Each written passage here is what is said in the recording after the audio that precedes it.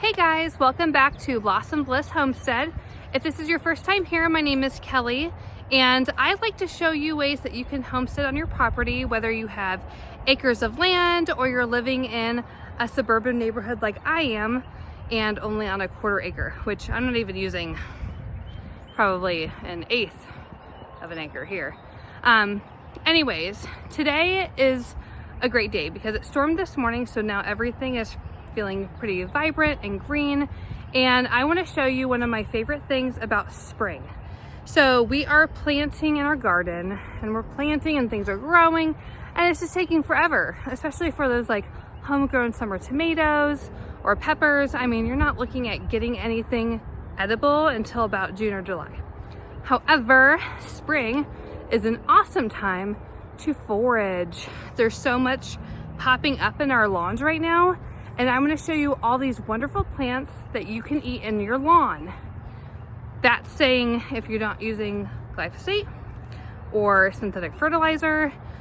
A lot of these things popping up may look like weeds, but they're actually not. You can eat these. They're great for chickens and rabbits if you're homesteading other animals. They have great medicinal benefits. They're very tasty, they're free, and they're plentiful. They're growing everywhere. So stick with me and I'm gonna show you all the plants that you can eat in your yard. Let's go.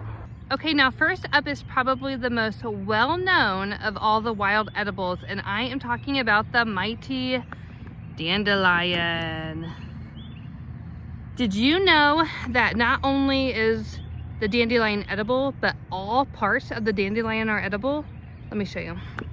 So here we have the dandelion, and you'll first notice the leaves. The leaves can be tossed into salads.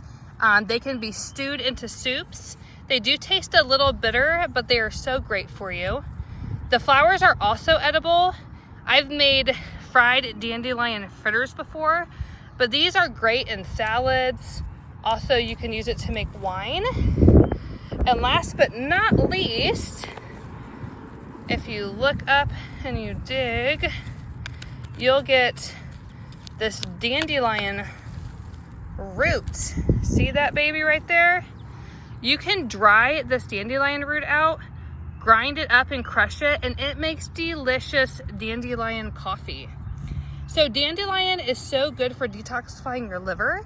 It's packed with vitamins A, C, and K. So next time you see these dandelions growing all over your yard, do not reach for the weed killer. Reach for your salad bowl. And if you're like me and you love to grow things just for flair, grow yourself a pink dandelion.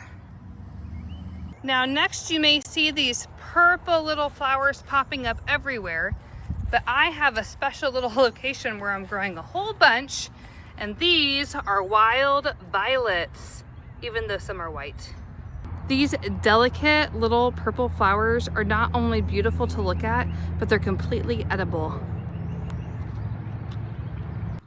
You can tell they're violets by their heart-shaped little leaves and then these dainty little flowers that pop up. Now these violets have a very slight floral taste. You can eat them raw in salads. They look beautiful as a little garnish, or you can make violet jelly and it's beautiful. So try many different ways to use these. These sweet little violets are not only beautiful, but they're packed with antioxidants like vitamins A and C. Plus they're also known to soothe sore throats and ease inflammation. So don't just admire these from afar. Grab yourself a handful and throw them in your next salad.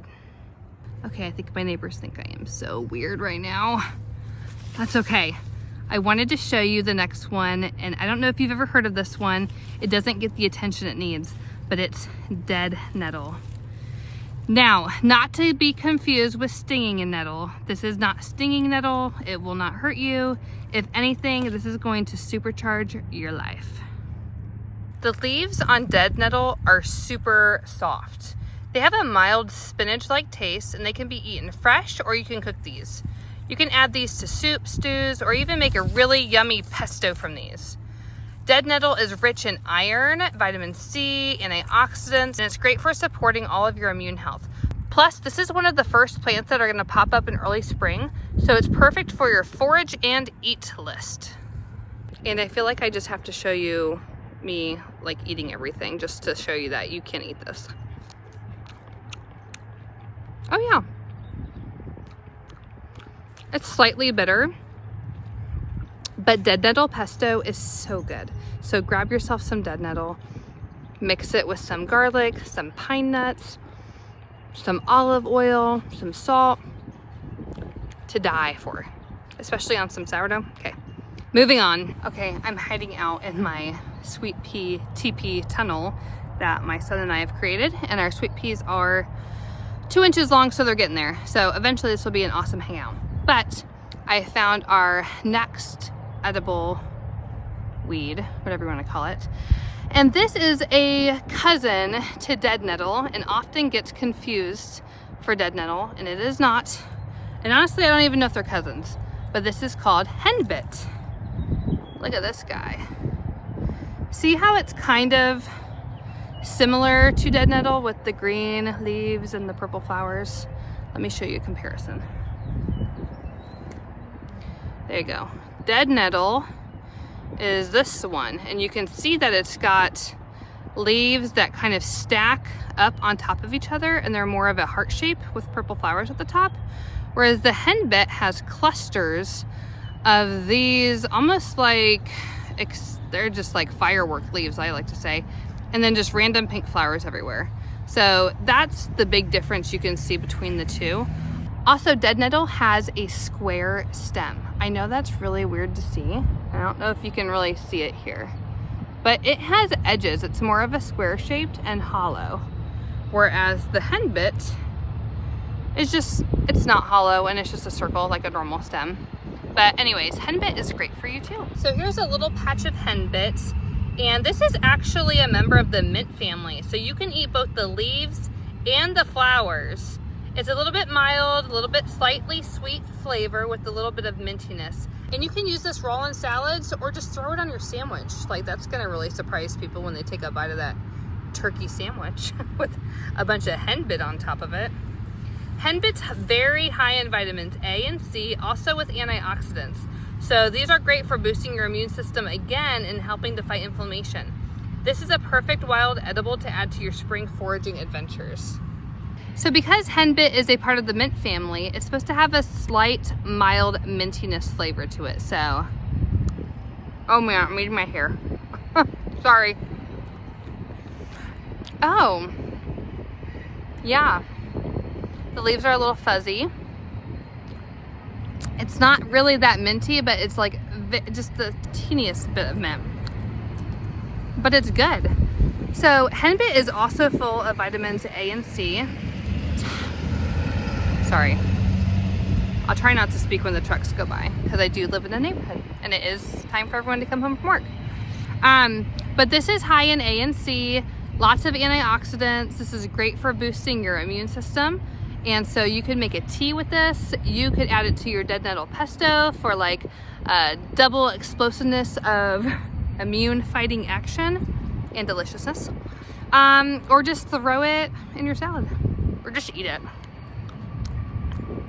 Yeah, I like that. Okay, and while I'm just sitting here hanging out in this wannabe sweet pea teepee at some point, there's lots of edibles in this between my raised beds that you can get. So the next one that we're going to talk about are yard onions. I like to also call them wild onions, but did you know they're actually probably garlic? So if you're lucky enough to have wild onions or garlic in your yard, then you've got a really delicious treasure in your hands. These have a mild flavor and can be used in any recipe that you would use, like green onions. Just sitting here playing and like brushing them is just, I have a huge scallion flavor going in the air. You've probably recognized these because I have like patches of these everywhere, you can see. And when you mow the lawn, you get that huge onion smell, which, you know, some people like, I love, some people don't. Now the taste of these is fresher and a little bit more vibrant than what you would think of like green onions at the store. And these are actually packed with antioxidants, vitamins, and even antimicrobial properties. So you can dice up the greens like you would green onions. You can also dig them up and use the bulbs. Hello. Where are they at? we have a bulb in here? Oh yeah, there you go. See? And then you can sit there and eat that too, as you would garlic or onion. I'm sorry, it's blurry. Let me do that. That's better for you. These guys are fantastic for heart health, and they're super easy to forage for. Just remember to smell them to make sure you've got the real thing. Sometimes you can see stuff like this, and if they don't smell like onions and garlic, don't eat them. Always make sure that you know exactly what you're trying to eat so you don't get sick and die. I know I've been sitting here trying everything for you guys, but I can't eat that. It's like covered in dirt, but I will eat. Oh, who wants a kiss?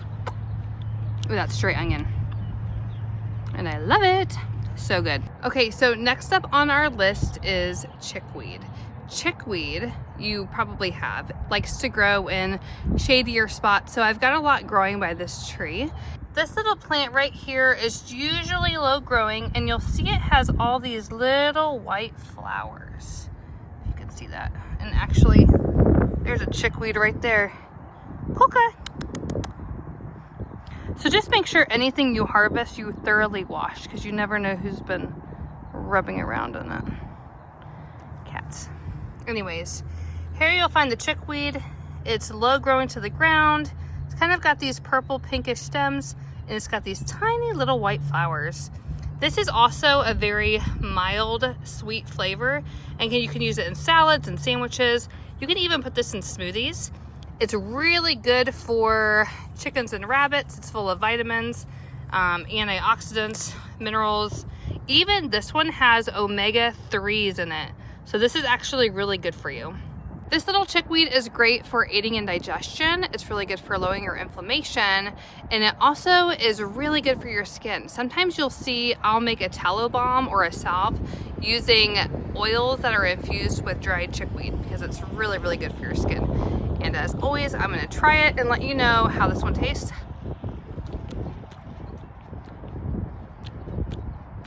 Crunchy, a little bit nutty, and out of all of them, I think I like the flavor of raw chickweed the best. So let's go to the next one. Okay, so this next one is a doozy, and I had never had it when I was in Indiana, but since we've moved to Missouri, I found it growing wild here, and I think this is my yard, but it might be slightly in my neighbor's. But still, I don't think she's gonna mind me teaching you about this one. This is a grape hyacinth. I just want to show a little bit of how hers is growing, but it kind of grows wild here amongst all these other bulbs, and it's just so pretty. But even with it being so pretty, did you know that their flowers are edible too? They're not commonly eaten, but you can use these in salads or garnish dishes. So here we got one up close. They're called Grape Hyacinth, and you can see they look like tiny little grapes. They're just the cutest little flower. And they almost look like little balloons. See that? Nature is so beautiful. So with grape hyacinths, they are a little bit sweet, a little bit floral, and they're just not commonly eaten, but they're used more for garnishes because they're beautiful. I'm gonna try this one. It does have some medicinal properties, but not much. But I just wanted to let you know that if you do see these in your yard, they are edible and they're kind of fun to eat. So let's just, look at that.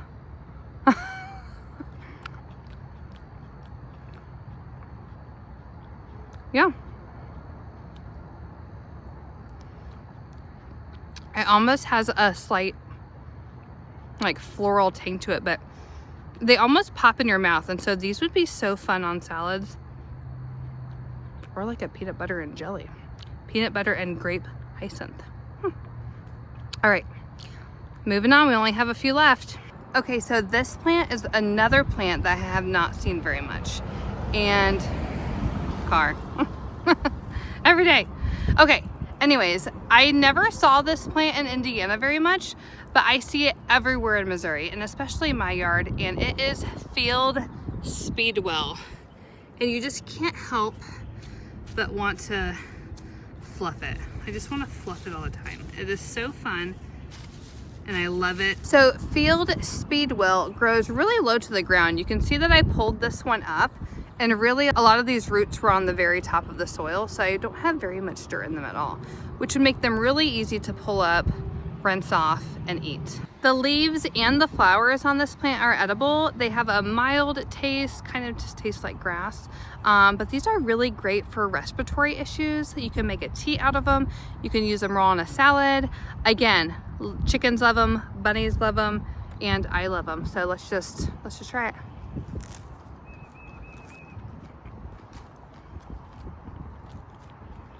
Oh yeah. Maybe use sparingly. That's a lot of Speedwell. But you know what? I could get used to that. You gotta chew a lot. Anyways, this is a great one to look out for. Just take it inside and rinse it. Don't do as I do. So usually I have these edible weeds growing everywhere in my garden, but for some reason here I have only found one spot for this next one. Here next to my water pipe, whatever, is plantain. And no, I'm not talking about the banana. You can see there's lots of different types. This looks more like a narrow leaf type of plantain, but they have kind of long leaves and they usually have these long vertical stems or veins going up them. And you can also have broadleaf plantain as well, and they have big fat leaves. And sometimes you'll see long spikes start to pop up with like a little tiny cattail looking thing at the end, but that is what these plantains are. So plantain is another mild tasting grassy like weed plant you'll find growing in your yard. It's weird how everything that you can eat in your yard just kind of tastes like grass.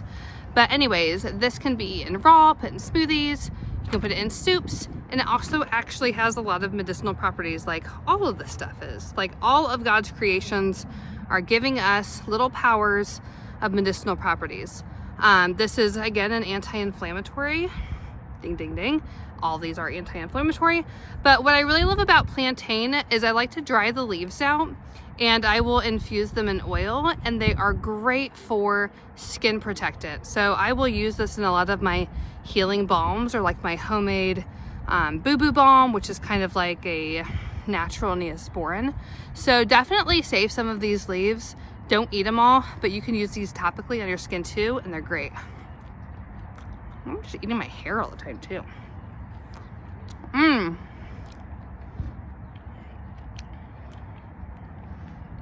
That one actually has a pretty good flavor of grass, but